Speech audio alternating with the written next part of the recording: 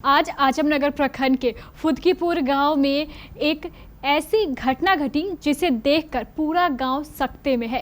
एक छोटे भाई ने ही अपनी बड़ी बहन पर चरित्रहीनता का आरोप लगाते हुए उसे चाकुओं से गोद डाला।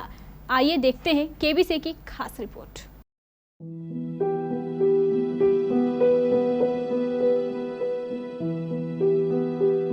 आजमनगर के दनिहा पंचायत का फुदकीपुर गांव।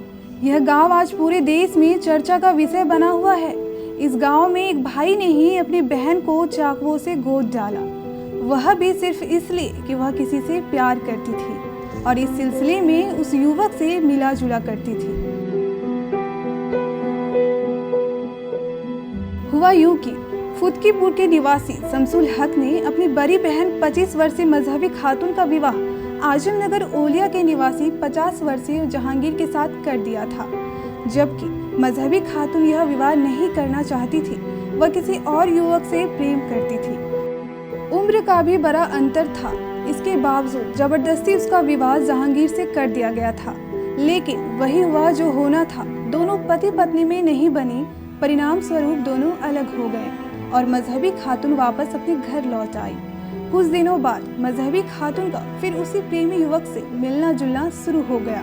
जब इस बात की सूचना उसके छोटे भाई शमसुल को मिली तो उसने अपनी बहन को अपने उस प्रेमी से मिलने जुलने से मना किया, लेकिन दोनों का मिलना जुलना जारी रहा। दोनों का लगातार मिलना जुलना देख भाई शमसुल हक को गुस्सा आया और उसने आव देखा ना ताव एक बड़ा चाकू उठाया और अपनी बहन को चाकुओं से गोद डाला, जिससे बहन की वही मौत हो गई।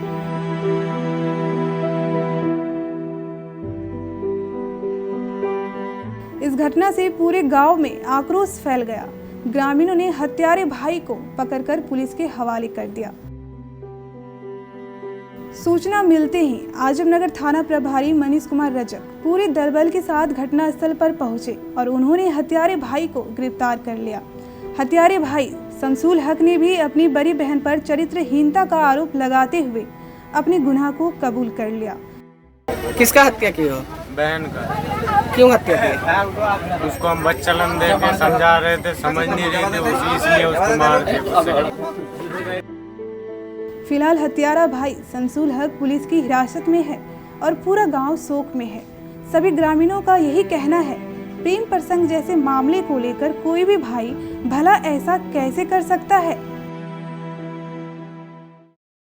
जो उसकी बहन की शादी पूर्व में हुई थी और उसका जो कैरेक्टर था वो जो अपने पति के साथ अच्छा व्यवहार नहीं हो रहा था, जिसके कारण उससे उसका जो मुस्लिम रीति रिवाज से उसका छुटकारा हो गया था। फिर वो गांव में आई तो कुछ ऐसा कारनामा उसका भाई को नागवार गुजरा, जो यहाँ के लोगों ने बताया। जो उसका काम था जो लोगों को अच्छा नहीं लगता था, जिसके कारण ऐसी घटना का उन्होंने अंजाम दिया है और उन्होंने इसको स्वीकार किया है।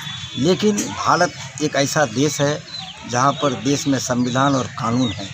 कानून इस बात का कोई इजाज़त नहीं देता है कि आप किसी को स्वयं सज़ा दे सकते। सुबह जब घर में थे तो हमको 9 बजे के टाइम में फ़ोन आया कि एक लड़का जो है अपना बहन का मतलब चाकू मार दिया है, जिसके क्रम में वो डेथ कर गया।